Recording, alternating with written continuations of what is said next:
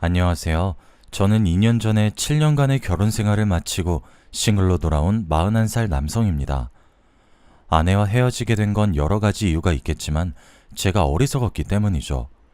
착하고 알뜰한 아내 말만 믿고 모든 걸 맡겼는데 결국 그것 때문에 가정이 파탄나고 말았습니다. 이혼 후에는 6살이 된 딸을 혼자서 키우고 있습니다. 아직은 어려서 아무것도 모르지만 딸이 자란 뒤에 엄마의 빈자리를 느낄까봐 그게 가장 걱정이 됩니다.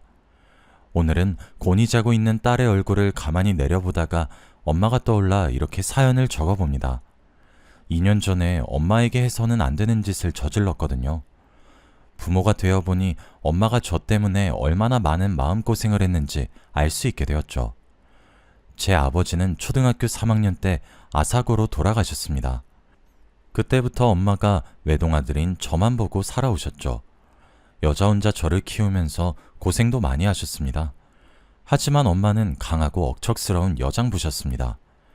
아버지가 살아계실 때는 두 분이서 식자재 도매상을 운영하셨거든요.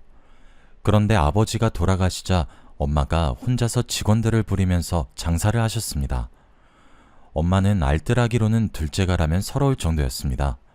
10원 한 장도 함부로 쓰지 않으셨지만 저희들보다 가난한 사람들을 보면 아낌없이 도와주셨어요. 매달 정기적으로 고아원에 후원을 하셨고 자선단체에도 기부를 하셨습니다. 제가 왜 기부를 하냐고 물어보니까 엄마가 이렇게 말씀하셨습니다. 기부는 조금이라도 여유 있으면 해야 하는 거야. 가난한 사람을 돕는 건 나라에서 하는 게 아니라 같이 살아가는 이웃들이 서로를 도와줘야 한단다. 그러면서 제게 친구가 가난해 보인다고 놀리면 안 된다고 몇 번이나 말씀하셨죠. 제가 장난으로 친구들한테 가난해서 그러냐고 놀렸다고 엄청 혼이 났었거든요. 엄마는 자식인 제겐 엄마셨지만 이웃들에겐 한없이 인자한 분이셨어요. 가정교육에 엄격한 엄마 덕분에 저는 한 번도 삐뚤어지지 않고 학창시절을 보내게 되었습니다. 대학까지 졸업한 뒤 선배가 운영하는 벤처회사에 들어가게 되었죠. 벤처회사의 대표는 대학 시절부터 친하게 지내던 동아리 선배였습니다. 고민하지 않고 취업 대신 창업을 선택할 정도로 괴짜라서 과 동기 애들이 또라이라고 부르기도 하였습니다. 그 선배가 술을 먹을 때마다 마음에 남을 만한 명언을 해서 열정 넘치는 후배들이 좋아했던 것 같습니다. 선배가 했던 명언 중에 제가 기억하고 있는 명언이 한 가지 있는데요. 세상에는 두 가지 부류의 사람이 있어. 이미 만들어 놓은 길을 따라서 가는 사람과 없는 길을 만들면서 가는 사람이지. 나는 후자를 택하겠어. 선배가 이 말을 남기고 정말로 회사를 차려서 깜짝 놀랐습니다. 역시 천재는 실천력마저 남다르다고 생각했죠.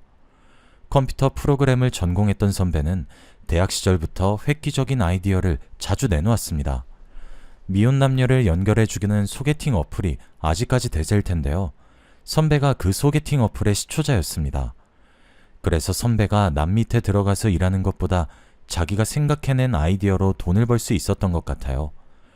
지금이야 그런 어플들이 많이 있지만 그 당시에는 정말 말도 안 되는 소리라고 외면당했습니다. 얼굴 한번 본 적 없는 남녀가 만날 거라고 상상조차 못했던 거였죠. 오히려 사람들의 경계심이 더 심해질 거라고 여겨졌습니다.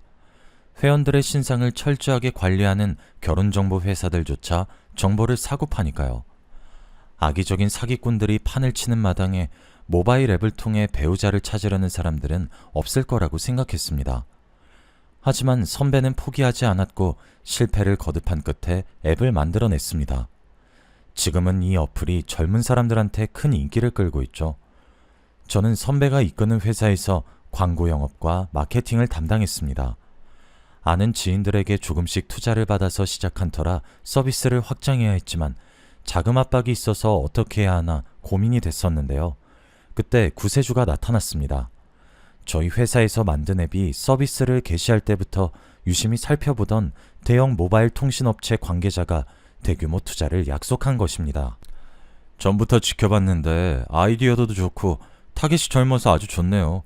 미혼 남녀들을 대상으로 한 광고도 요즘 많이 나오고 있어서 탐이 납니다. 혹시 규모를 키워볼 생각은 없으신가요? 이 제안을 받은 순간 머릿속에서 빵빠레가 울리는 줄 알았죠.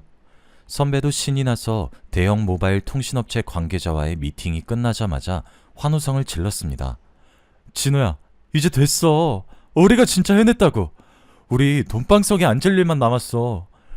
이제 투자만 들어오면 다른 앱도 개발해서 우리 회사를 아주 유명한 전문 소프트웨어 개발업체로 키울 생각으로 부풀어 있었습니다. 그런데 한 달 뒤에 날벼락 같은 일이 벌어졌어요. 누군가 저희 회사 앱을 이용해서 의사를 사칭했단 겁니다. 사칭한 것도 모자라 여성들에게 사기를 치는 바람에 저희 회사가 고소를 당하고 말았죠. 나중에 밝혀진 바에 의하면 피해 여성이 20명이 넘었다고 합니다. 사기당한 금액이 30억이 넘어서 뉴스에 보도되기도 했는데요. 회사 대표인 선배도 경찰에 불려가서 조사를 받게 되었습니다. 얼마 지나지 않아서 사기범은 잡혔지만 저희 회사에 대한 악성 루머가 돌기 시작했습니다.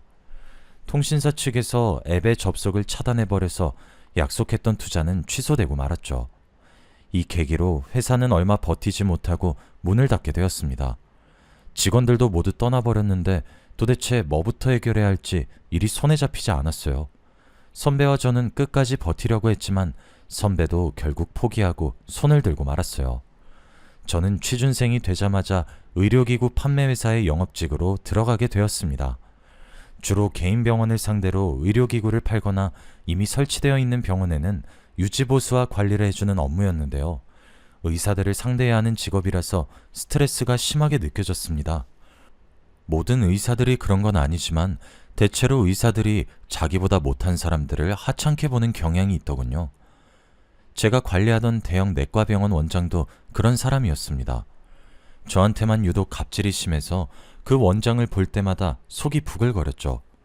그 병원은 저희 회사에서 판매하는 검사 장비들을 여러 대 가지고 있어서 주기적으로 소모품을 교체하거나 점검했어야 했어요. 그날도 점검을 하러 병원을 방문했는데 저를 보자마자 어이없는 요구를 하더군요. 아, 최 기사, 마침 잘 왔어.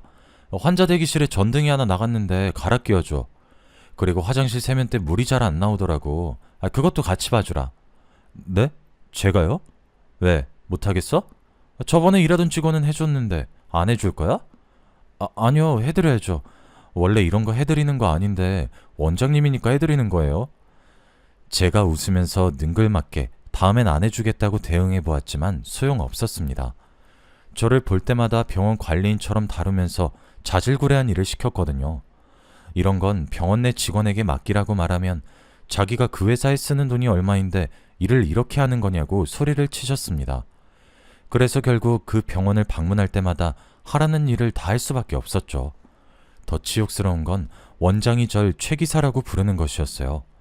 마치 자기가 고용한 하수인을 부르듯이 최기사 하는데 진짜 어이가 없더군요. 최기사가 아니라 최과장이라고 고쳐 말해주어도 끝까지 저를 수리공처럼 대했어요. 제가 듣기론 이 원장이 3층짜리 병원 건물을 자기 소유로 가지고 있다고 들었거든요. 그런데 구두쇠라서 병원 관리인도 두지 않고 청소부도 파트타임으로 두고 있다고 하더라고요. 원장은 정말 꼴도 보기 싫었지만 간호사들은 모두 천사 같았습니다. 제가 힘들어하는 걸 알고 은근히 위로해 주더라고요. 병원 안에서 무언가를 고치고 있으면 비타민 음료나 커피를 챙겨주었습니다. 그러다가 눈이 맞은 간호사가 한 명이었는데 이름이 최서영이었습니다. 서영 씨한테 원장에게 3층짜리 병원 건물이 있고 의사 중에서 제일 구두쇠라는 말을 전해들었거든요.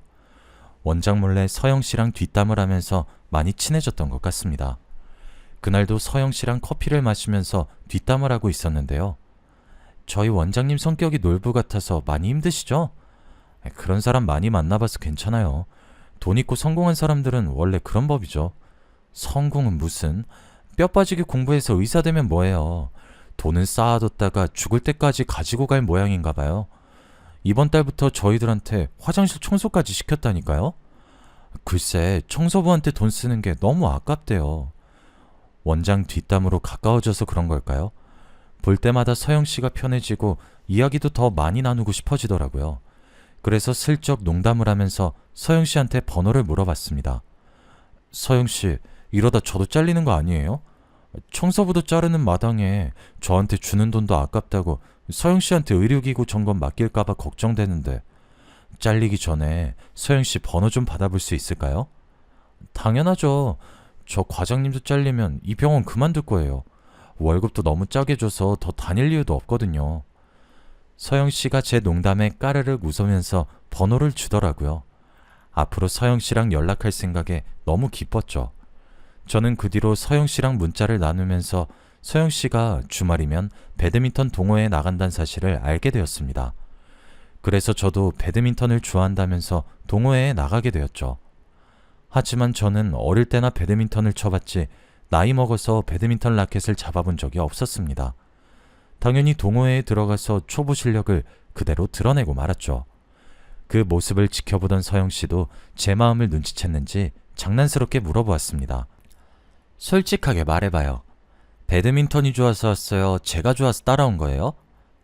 들켰네요. 서영 씨랑 더 친해지고 싶어서 따라 들어왔거든요. 너무 많이 티났나 보네요. 제가 어색하게 웃어넘기니까 서영 씨가 제게 배드민턴을 가르쳐 주겠다고 나섰습니다. 다른 사람들이랑 배드민턴 칠 때에는 뭐 이런 따분한 운동이 다 있나 했는데 좋아하는 여성이랑 운동하니까 그렇게 신날 수가 없었습니다. 그 뒤로 따로 만나서 연습하고 같이 밥을 먹고 차를 마시다 보니 자연스럽게 데이트 코스를 밟게 되었습니다. 그렇게 2달 정도 썸을 탄 끝에 정식으로 연애를 시작하게 되었죠. 서영 씨랑 사귀던 와중 새로 나온 장비를 원장에게 팔려고 병원으로 가져왔습니다. 역시나 제 예상대로 원장이 거만한 표정으로 장비를 소개하는 저를 쳐다보고 있더군요. 그 눈길을 꿋꿋이 참아내고 정중하게 장비에 대해 설명해냈습니다. 원장님, 이번에 새로 출시된 혈액검사 장비입니다. 지금 갖고 계시는 건 너무 구형이라 새로 바꾸셔야 하는데 이번에 바꾸시면 잘해드리겠습니다. 어떻게 잘해줄 건데? 우선 소모품 같은 건 전부 무상으로 제공해드릴 거고요. 대금 결제도 특별히 장기 할부로 해드리겠습니다. 뭐? 장기 할부? 어이, 최 기사, 장사 하루 이틀 해? 그런 거 말고 비즈니스적인 관점에서 뭔가 나한테 돌아오는 게 있어야지. 네? 그럼 뭘 해드릴까요? 원장은 자기 의대 선후배들에게 업체를 홍보해 줄 테니 대가를 달라고 하더군요. 그런데 원장의 요구는 제가 결정할 수준이 아니었습니다. 생각보다 너무 많은 금액을 요구했거든요. 금액을 듣고 당황했지만 최대한 웃으면서 예의 바르게 거절했습니다. 네? 아이고 원장님, 그 금액은 좀 아닙니다. 다시 한 번만 생각해 주시면 안 될까요? 뭐? 투자라고 생각하고 바로 해줘야지. 바로 안 된다고 해? 이 정도도 못 해줄 거면 나가. 네가 멍청하니까 맨날 남들한테 굽신거리면서 사는 거야. 알겠어? 비즈니스맨은 거절도 못하나 봅니다. 원장은 저한테 거절당하자마자 인격적인 모욕을 주었습니다. 게다가 서영 씨 앞에서 그 꼴을 당했으니 너무 기분이 안 좋았죠. 제가 터덜터덜 힘없이 회사로 돌아가니 몇 분 뒤에 부장이 저를 부르더군요. 최 과장, 땡땡병원 원장이랑 무슨 일 있었나? 최 과장 말고 다른 사람을 보내달라고 하네? 네? 담당을 바꿔달라고 하셨다고요? 원장은 금전적인 요구를 들어줄 만한 담당이 오길 바랬나 봅니다. 자존심이 상하는 일이었지만 한편으론 잘된 일이라고 생각했죠. 서영 씨 앞에서 원장한테 무시당할 일은 없을 테니까요. 원장의 요구대로 제 담당 구역이 바뀌었습니다. 제 구역에 원장이 없어지면 마음이 한결 편해지더군요. 원장에게 쏟을 에너지를 서영 씨에게 쏟을 수 있어서 좋았습니다. 그렇게 서영 씨와 1년 정도 연애를 하다가 부모님께 서영 씨를 소개하는 자리를 가졌습니다. 저희 엄마가 관상에 관심이 많이 있어서 오목조목 따져보시는 걸 좋아하셨거든요. 서영 씨를 진지하게 만나고 있어서 엄마가 어떻게 보실까 기대가 됐습니다. 다행히 엄마가 서영 씨를 보자마자 마음에 들어 하시더라고요. 눈매가 아주 선하고 착해 보이는구나. 관상만 좋은 게 아니라 윗사람을 대하는 태도나 말투도 예의가 있고 가정교육을 제대로 받은 것 같아서 마음에 든다. 엄마가 좋은 사람인 것 같다고 칭찬하니까 저도 괜히 기분이 좋아졌습니다. 서영 씨와는 한 달 뒤에 결혼식을 올리기로 하고 결혼식 준비를 하고 있을 때였어요. 결혼식을 보름 앞두고 있는데 제가 대전지사로 발령이 나버리고 말았습니다. 하지만 이미 엄마가 마련해 놓은 아파트가 있었습니다. 저 혼자 대전으로 가기에는 제 아내가 된 서영 씨한테 미안했죠. 우리 아내를 두고 주말 부부로 지낼 수 없어서 대전에서 출퇴근하기로 결정했습니다. 하지만 아내는 결혼 후에 시댁살이를 자청했어요. 아니야, 우리 굳이 여기 살 필요 없잖아.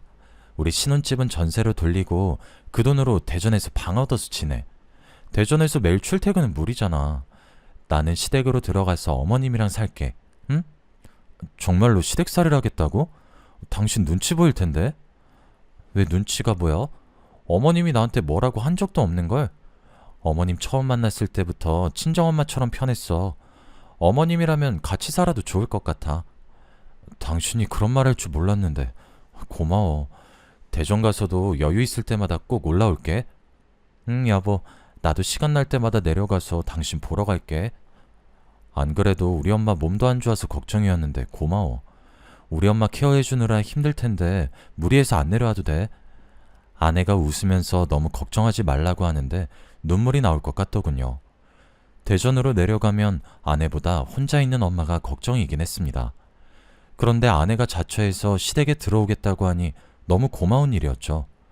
요즘 여자들은 시어머니의 시자만 들어도 경기를 한다는데 남편도 없이 시어머니를 모시고 같이 살겠다는 아내가 천사같이 느껴졌습니다. 게다가 아내는 엄마의 기분을 잘 맞춰주면서 며느리 노릇을 톡톡히 해냈습니다. 제가 주말마다 올라오면 엄마가 입에 침이 마르도록 아내 칭찬을 늘어놓았거든요. 아유, 잘 왔다. 내가 어제는 드라마 보다가 드라이브 가고 싶다고 말하니까 갑자기 차 끌고 인천 앞바다라도 보러 가자고 하는 거 있지? 나도 성격이 깐깐한 편인데 새 애기는 뭐 하나 내 눈밖에 나는 게 없더라. 음식도 잘하고 눈치도 빠르고 집안일도 완벽하게 잘 해내는데 진짜 내 딸이었으면 좋겠더라. 그 말을 듣는데 가슴이 찡해 오더군요. 아내는 결혼 후에 병원을 그만두고 엄마가 운영하는 식자재 도매상의를 거들고 있었습니다. 제가 병원을 그만두지 않아도 된다고 해도 엄마를 돕고 싶다고 했거든요. 말만 번지르르하게 잘하는 것이 아니라 가게 일을 하면서도 집안일도 빈틈없이 해서 엄마 마음에 쏙 들었던 겁니다. 연애할 때부터 아내가 착한 건 알고 있었지만 까탈스러운 성격의 엄마까지 완전히 사로잡게 될 줄은 몰랐습니다. 하긴 그 내과병원 원장하고 3년 넘게 일한 여자였으니까요. 당연히 야무지고 똑똑할 수밖에 없겠죠. 그렇게 엄마와 아내가 고부 갈등 없이 모녀 사이처럼 잘 지내니까 마음이 놓였습니다. 저는 아무 걱정 없이 일하는 데에만 신경 쓸 수 있었죠. 그러다 2년 뒤에 아내가 아이를 가지자 엄마의 며느리 사랑은 하늘을 찌를 정도가 되었습니다. 얘야, 이제부터 너는 아무것도 하지 말고 편하게 쉬면서 태교만 하거라. 네가 건강하고 마음 편해야 순산하는 법이다. 어머님, 저는 괜찮아요. 병원에서도 들어 누워있는 것보다 적당히 몸을 움직이는 게 훨씬 좋다고 했어요. 아니다. 이제부터 가게에 나오지 마라. 집안일도 가사도우미 부를 테니까 넌 가만히 있어. 아, 정말 괜찮은데. 엄마는 눈에 넣어도 아프지 않을 아내를 위해서 지극정성을 다하셨어요. 그 덕분인지 아내는 예쁜 딸을 낳게 되었습니다. 저희 엄마가 아들이 아니라서 실망하실 줄 알았는데 첫째는 아들이어야 하는데 라고 중얼거리는 아내를 위로하고 있더라고요. 아유, 요즘 시대에 무슨 아들. 요즘 시애미들은 아들보다 딸을 원한다. 늙음하게 키우는 재미는 딸이 훨씬 나아. 그래도 아들 낳으면 어머니께서 더 마음 놓으셨을 텐데 아쉬워요. 아들이었음 의지가 많이 되셨을 거 아니에요. 아니다. 난 너만 건강하면 됐다. 애야, 또 낳으면 되는 것이야. 엄마는 손녀를 낳아준 아내의 손을 잡고 눈물까지 글썽이셨어요. 그런데 아내를 보물처럼 아끼던 엄마가 달라지기 시작했습니다. 평소처럼 금요일 저녁에 아내와 엄마가 있을 집으로 올라왔는데요. 안방에서 아내 우는 소리가 들리길래 안방으로 가보았습니다. 그런데 그곳에서 엄마가 아내를 죽일 듯이 노려보고 있었습니다. 아내는 대역죄인처럼 무릎을 꿇고 고개를 숙이고 있었죠. 제 예상대로 울고 있는 사람은 제 아내였습니다. 어머님, 정말 잘못했어요.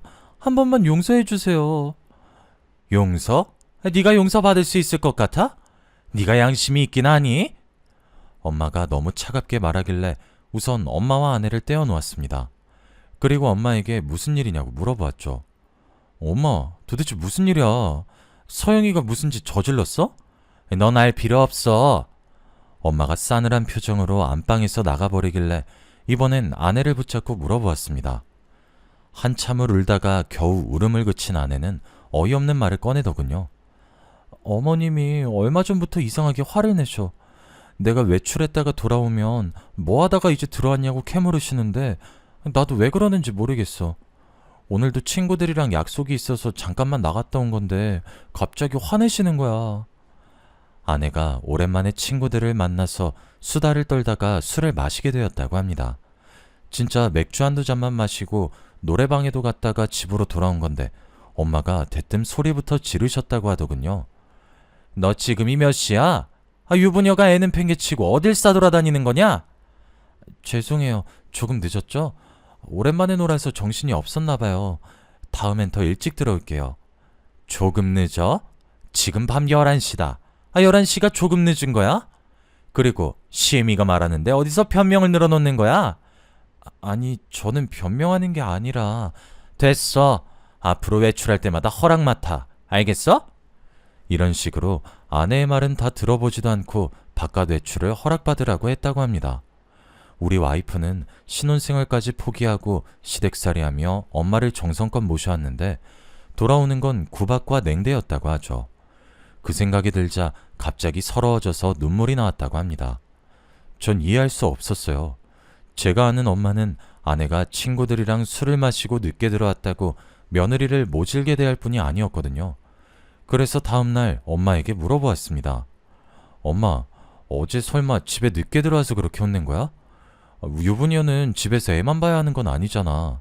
어쩌다 한 번씩 친구들 만나서 술도 마실 수 있는 건데 왜 그랬어? 아무것도 모르면 넌 가만히 있어. 내가 모르는 게 뭔데? 숨기지 말고 말해줘봐. 넌 몰라도 되는 일이라고. 내가 알아서 할 테니까 신경 쓰지 마. 아내 역시 똑같은 말을 했습니다. 그렇지만 신경을 안 쓸 수가 없었죠. 집안 분위기는 그야말로 시베리아 벌판처럼 싸늘해져 있었거든요. 예전이랑 다르게 엄마와 아내가 한마디도 하지 않았고 엄마가 아내를 쳐다보는 눈빛이 너무 무서웠습니다. 아내를 딸같이 생각하며 늘 미소 짓던 때가 생각나지 않을 정도로 엄마가 아내를 볼 때마다 얼굴을 찡그렸고 조금만 잘못해도 소리를 지르셨습니다. 저는 둘 사이에 끼어서 이유도 모르고 미칠 지경이었죠. 그런데 몇 달 뒤에 뜻밖의 일이 생겼습니다. 엄마 위에서 종양이 발견됐다는 것이었어요. 조직검사 결과 악성 종양이라 그냥 놔두면 암으로 변할 수 있다고 위의 일부를 잘라내야 했습니다. 얼른 휴가를 내고 엄마와 같이 병원에 가보니 의사 선생님도 이를 발견한 게 천만다행이라고 하셨죠. 조기에 발견해서 다행입니다. 위를 조금 잘라내긴 해야 하지만 나중에 생활하시는데 큰 불편함은 없으실 거예요. 엄마랑 저는 위를 얼만큼 잘라내야 되냐, 잘라내도 잘 먹을 수 있냐, 별 걱정을 다 했지만 의사는 웃으면서 안심하라고 했습니다. 다행히 수술이 잘 끝났고 엄마는 한 달에 한 번씩 병원을 다니는 것 외에는 큰 움직임이 있어서는 안 됐습니다. 그래서 운영하던 도매상도 믿을 만한 지인에게 맡겨버렸죠. 수술을 하고 회복 중인 환자여서 그런지 엄마는 전보다 아내에게 신경질적으로 대했습니다. 사소한 일에도 화를 내는 건 기본이었고 쌍욕을 하는 일도 빈번했습니다. 그때마다 아내가 고개를 숙이고 눈물을 흘리자 보다 못한 제가 나서서 엄마에게 따지게 되었습니다. 엄마, 왜 자꾸 그러는데? 왜 며느리를 못 잡아먹어서 안달이냐고. 전혀는 욕먹어도 싸. 그리고 넌 가만히 있으라니까. 넌 아무것도 모르면서 왜 제 편 드는 거니? 엄마가 이번에도 아내를 몰아세우면서 왜 그러는지 이유는 말해주지 않았습니다. 엄마와 아내의 사이는 벌어질 대로 벌어졌는데 그 이유를 알려주지 않으니 가슴만 답답해졌죠. 하지만 저도 그 이유를 알게 되었습니다. 제가 엄마의 비밀을 알게 된 날은 엄마의 생신날이었습니다. 아내가 엄마를 위해서 미역국을 끓이고 상다리가 부러질 정도로 거하게 생신상을 차린 날이었죠. 아내가 엄마를 상석에 앉힌 뒤 수저까지 예쁘게 세팅해주며 말하였습니다. 어머님, 차린 건 없지만 많이 드시고 어서 건강 회복하세요. 엄마 표정이 안 좋길래 제가 엄마보다 더 좋아하면서 아내의 상차림을 칭찬하기 시작했습니다. 이야, 당신 이 많은 걸 언제 준비했어? 정말 수고했어. 우리 서영이가 엄마 위해서 만든 거래. 한번 먹어봐. 당연히 엄마도 아내의 정성에 감격하거나 그동안 폭력적으로 군 걸 미안해할 줄 알았는데 안 그러더군요. 화를 참느라 거칠게 숨을 내쉬더니 갑자기 아내에게 밥그릇을 집어던지셨습니다. 이런 발칙한 것! 이젠 하다하다 나를 죽이려고 드는 거냐? 이 처죽일년아! 엄마는 소리를 지르면서 아내 머리채를 잡길래 서둘러 엄마 손을 떼어놓았습니다. 엄마 왜 그래? 서영이 다쳐! 제가 아내를 감싸자 엄마가 생신상을 엎어버리면서 욕을 내뱉기 시작했습니다. 꼴도 보기 싫으니까 당장 나가! 아내에게 고함을 지르는 엄마는 제정신이 아닌 사람 같았습니다. 처음 보는 엄마의 모습에 겁이 나고 무서웠죠. 그래서 엄마가 잠잠해질 때까지 기다렸다가 아내와 함께 난장판이 된 집안을 치웠습니다. 바닥에 널브러진 음식을 줍다가 아내가 갑자기 눈물을 터뜨리며 제게 고백했죠. 여보, 나 더 이상 못 버티겠어. 뭐? 갑자기 무슨 소리야? 그동안 무슨 일 있었어? 그동안 당신한텐 숨기고 있었는데 이젠 말해야 되겠어. 아무래도 어머님이 치매인 것 같아. 당신도 봐서 알겠지만 작년부터 너무 달라지셨어. 아내의 말에 하늘이 무너지는 것 같은 절망감을 느꼈습니다. 누가 봐도 엄마의 행동이 이상해 보였지만 치매라고는 생각하지 못했습니다. 그런데 왜 숨겼어? 여자들 간의 문제라며. 어머님이랑 병원 가서 검사해봤거든. 그런데 치매라고 하는데 끝까지 거부하시더라고. 의사가 돌팔이 같다면서 당신한테 말하면 혀 깨물고 죽어버리겠다고 하는데 어떡해. 제가 집에 없을 때 엄마의 증상이 더 심해져서 고민이었다고 합니다. 엄마도 숨기고 싶어하고 어차피 말해봤자 요양원에 보내는 방법밖에 없어서 말하고 싶지 않았다고 하네요. 결국 아내도 지쳤는지 치매 클리닉에 보내보자고 하였습니다. 지금 당장 입원시키자는 거 아니야. 어머니가 어떤 상태인지 알아야 할 것 같아서. 나도 정말 이런 말 하고 싶지 않았는데 너무 힘들어서 버티기 힘들었어. 알았어 여보, 울지 마. 내가 봐도 엄마가 이상해진 것 같아. 당신 말대로 한번 해보자. 당연히 저는 엄마에게 치매 검사를 해보자고 요구했죠. 엄마는 둘이서 속닥거리더니 도대체 무슨 말을 한 거냐며 펄쩍 뛰며 치매가 아니라고 주장했습니다. 뭐? 치매? 그년이 시킨 거지? 나를 치매 걸린 노인으로 몰아세워서 가둬버리려고 수작 부리는 거 다 알아. 못 가. 난 절대 그런 데 못 간다고. 엄마, 제발 이러지 마. 엄마가 치매가 아니라면 갑자기 화내고 이런 이유를 말해줘야 할 거 아니야. 며느리가 왜 싫은데? 왜 나쁜데? 그게 진호야. 네가 전현한테 속고 있는 거야. 전현이 글쎄. 엄마가 무언가 말씀하시려던 순간이었어요. 그때 갑자기 우당탕 쓰러지는 소리가 들리길래 서둘러 거실로 나가보았습니다. 아내가 그동안 쌓인 스트레스 때문인지 쓰러져 있더라고요. 쓰러지면서 서랍을 밀쳐내서 물건이 떨어지고 액자가 깨져 있었습니다. 여보, 괜찮아? 지금 왜 이러는데? 제가 얼른 아내를 흔들어 깨워보았지만 일어나지 못했습니다. 그래서 얼른 119에 전화를 걸었죠. 그런데 엄마는 쓰러진 아내에게 엄살이다, 연기하는 거다 폭언을 내뱉고 있었습니다. 아내에게 쏟아진 욕짓거리를 듣는 순간 이성의 끈이 뚝 하고 끊어지고 말았죠. 엄마, 그냥 병원 입원해. 엄마가 지금 이런 식으로 행동하면 나 엄마랑 같이 못 살아. 뭐? 진호야, 네가 천연한테 속고 있는 거야. 난 정상이야. 이러지 마. 거기 들어가면 난 죽어. 끝까지 아내를 탓하고 욕하다니 더 이상 엄마 편을 들 수 없었습니다. 그 길로 구급차에 아내를 태우고 요양원에서 온 구급차에 엄마를 태웠는데요. 엄마는 저를 붙들고 아내가 바람을 펴서 그랬다고 애원했지만 듣지 않았습니다. 저는 요양원 직원들과 같이 엄마를 구급차에 태워버렸죠. 게다가 검사 결과가 나왔단 문자를 보고 병원에 가보니 엄마가 치매라고 했습니다. 치매가 확실한가요? 다시 한번 검사해보는 건 안 되죠? 다시 할 필요도 없습니다. 원래 치매 환자들의 가장 큰 특징이 자기는 절대 치매가 아니라고 하는 거거든요. 그것만 봐도 어머님의 치매 증세가 상당히 진행된 것 같습니다. 담당 의사는 엄마에게 입원이 필요하다면서 입원과 관련된 여러 가지 서류를 보여주었습니다. 저는 그 서류들에 사인을 해주었죠. 그리고 집으로 돌아가 아내와 술 한잔하면서 진지한 대화를 나누었습니다. 여보, 그동안 고생 많았어. 난 그것도 모르고 당신 오해했잖아. 아니야, 돈 버는 당신이 더 힘들지. 우리 어머니니까 당연한 거라고 생각하고 참아왔어. 엄마 증상이 좋아지면 2주 만에 퇴원하기도 한데 만약에 우리 엄마 퇴원하더라도 잘 부탁해. 많이 힘들면 내가 대전 사는 곳으로 엄마 모시던가 할게. 괜찮아. 괜히 사는 환경 바뀌면 어머님한테 더 안 좋을 거야. 당신은 어머님 걱정하지 말고 일만 열심히 해. 여보, 진짜 고마워. 당신이 아니었으면 버티기 진짜 힘들었을 거야. 진짜로 아내 아니었으면 일부터 그만두고 엄마를 돌봤을 겁니다. 좋은 아내를 둬서 다행이었죠. 그래서 저는 아내만 믿고 대전으로 내려와 일을 하고 있었습니다.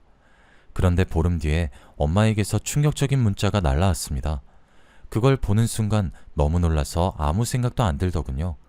그저 덜덜 떨리는 손으로 엄마에게 전화를 걸 수밖에 없었습니다. 문자 확인했니? 그게 그년의 본 모습이야.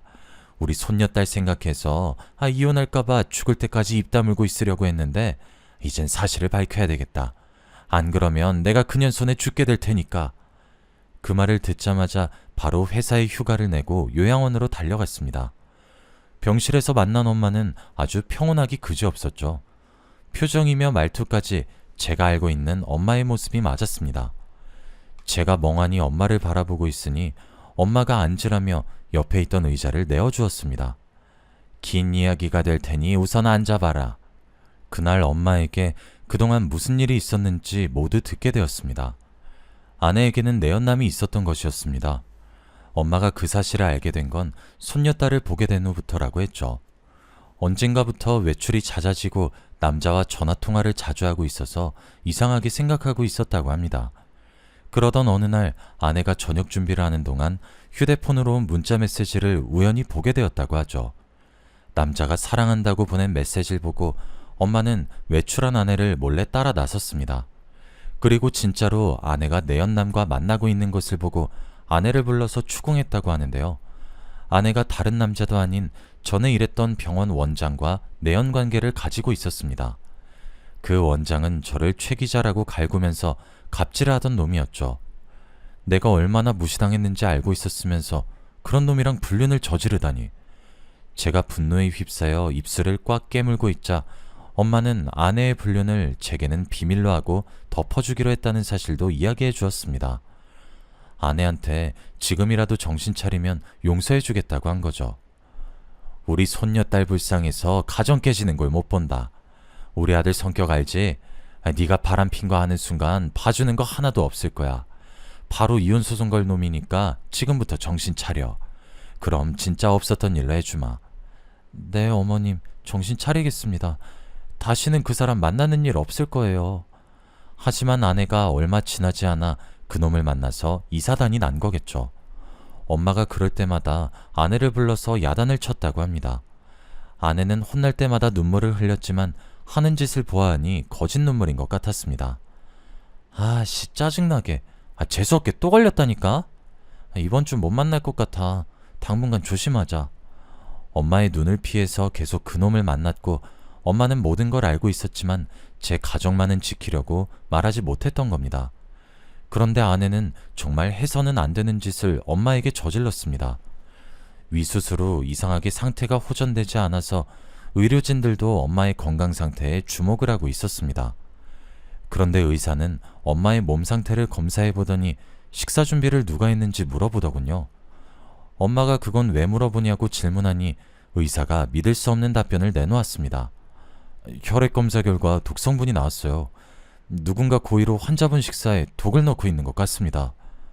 독성분은 일반인에게는 치명적이지 않지만 위와 장을 자극하기 때문에 위절제 수술을 받은 엄마에게는 치명적일 수밖에 없다고 했습니다. 그 순간 엄마는 3년 전에 아내의 권유로 들어놓은 생명보험이 떠올렸다고 해요.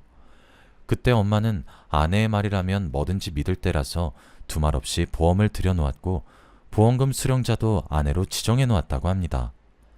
아내의 불륜이 들통나자 보험금을 노리고 엄마가 암으로 세상을 떠나길 바랐나 봅니다. 엄마는 증거를 찾으려고 아내의 휴대폰을 뒤져보았고 아내가 의사인 내연남이 준 독성분을 엄마의 식사에 넣고 있었던 사실을 알게 되었다고 해요. 그래서 엄마는 아내가 차려준 독이 든 생신상을 엎어버렸던 겁니다. 저는 그런 줄도 모르고 아내 말만 믿고 엄마가 치매 환자라며 요양원에 보내버렸네요. 너무 모자란 놈이라서 그랬다며 울면서 엄마에게 용서를 빌 수밖에 없었습니다. 엄마, 정말 미안해. 내가 너무 어리석었어. 내가 바보같이 아내 말만 믿고. 아니야, 너를 속인 내 잘못이 더 크다. 그냥 이혼하라고 다 말해버릴 걸 그랬어. 그런 쓰레기 같은 년을 뭐하러 용서하려고 했는지. 엄마랑 제가 이런 이야기를 나누고 있는데 때마침 아내가 나타나더군요. 병문안을 왔다며 도시락을 싸온 모습을 보고 아내의 뺨을 있는 힘껏 후려갈기고 말았죠. 여보, 지금 뭐 하는 짓이야? 왜? 이 도시락에도 독 넣어가지고 왔니? 우리 엄마 먹이려고? 이런 쓰레기 같은 년. 네가 이런 짓을 하고도 사람이야? 사람이냐고! 제가 윽박 지르자 아내가 아무 말도 못하고 벌벌 떨기만 했습니다. 나중에는 제발 신고만 하지 말아달라며 돈으로 협의를 보자고 하더군요. 제가 돈이 아무리 공해도 이런 여자의 돈을 받을 수 없죠. 그래서 저는 그런 아내의 얼굴에 이혼소송 서류를 준비하여 던져버리고 말았습니다. 아내뿐만 아니라 인간 같지 않은 내연남도 작살내주었죠.